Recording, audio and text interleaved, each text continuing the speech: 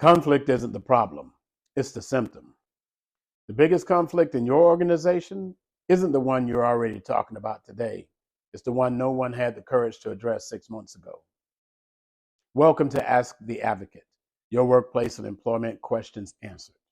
I'm Patrick C. Daniel, and after more than 36 years advising executives, boards, and organizations through some of their most difficult decisions, including mergers, investigations, executive disputes, and organizational crises, I've learned one thing. Conflict rarely begins where people think it begins. The truth of the matter is, when most people call someone like me, they believe they have a conflict problem. Maybe it's an employee complaint. Maybe it's a leadership disagreement. Perhaps it's a toxic manager, or maybe it's a board dispute, or it could be a lawsuit. But by the time those issues arrive on my desk, they're usually months or even years old. The conflict isn't the disease, it's the symptom. The real problem often started with something much smaller. A conversation that never happened, an expectation that was never clarified, a leader who avoided accountability, a difficult decision that everyone knew had to be made, but nobody wanted to make. Conflict simply announces what leadership failed to address. Now, here's the evidence for you. During my career, I've worked through thousands of employee relations matters. I've been involved in union negotiations. I've been involved in corporate integrations. I've led executive investigations. I've been involved in large workforce reductions and led acquisitions involving thousands of employees. And regardless of the industry, one pattern never changes. People don't usually leave organizations because of one bad day. Organizations don't suddenly become dysfunctional. Trust erodes one unanswered question at a time. Culture changes one tolerated behavior at a time.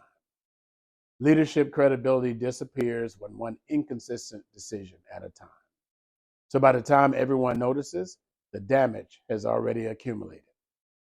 So now here's your shift or your pivot. And that's why I don't simply help organizations solve disputes. I help them identify why the dispute existed in the first place. Because solving today's problem without addressing yesterday's decisions only guarantees another problem tomorrow. Great leaders don't wait for conflict. They become students of early warning signs. They notice changes in communication. They pay attention to silence. They ask better questions. They create environments where difficult conversations happen early and not after attorneys become involved. And that's advocacy. And that's not taking sides. Protecting people by protecting the organization. So here's something I'd like for you to do. This week, ask yourself one question. What conversation am I avoiding because it's uncomfortable? Maybe it's with an employee. Maybe it's with a business partner or a customer. Maybe it's with a spouse. Perhaps a board member. Or maybe, just maybe, it's the conversation you are avoiding with yourself. The longer difficult conversations wait, the more expensive they become. So here's a question for you. Before we close today, I'd like you to think about this. What conflict in your life is actually trying to teach you something? Not who to blame, not who should win, but what warning sign you've been ignoring. Because conflict isn't always your enemy. Sometimes it's your greatest teacher. I'm Patrick C. Daniel, and thank you for joining me for this episode of Ask the Advocate. If today's conversation challenged your thinking, subscribe and share it with someone who leads people, manages teams, serves on a board, or simply wants to make better decisions.